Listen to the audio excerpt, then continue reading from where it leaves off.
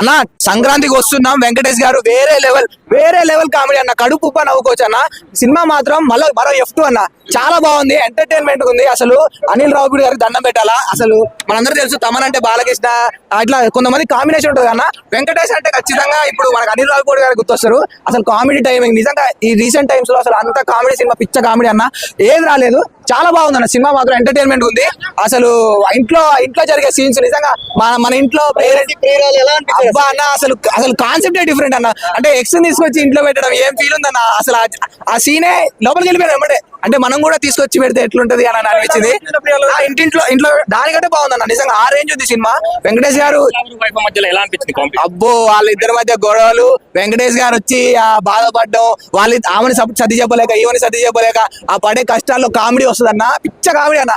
అంటే ఆమె పిలుస్తా ఉంటది, ఈమె పిలుస్తా ఉంటది. వెంకటేష్ గారి ఎక్స్ప్రెషన్స్ ఎట్లుంటాయి అంటే మనకి నమో వెంకటేశ్వర ఉన్నట్టు, అసలు వేరే లెవెల్ ఎక్స్ప్రెషన్స్ అన్న. కామెడీ, ఆయన ఫేస్ లోనే కామెడీ ఉంటుంది అన్న. అసలు ఆ సాంగ్ ఆడినామన్న, ఆ సాంగ్ సగం వరకు ఆ థియేటర్ లో వీలు పాటమే సరిపోయింది. అది సాంగ్ వినపడలేదు అన్నది.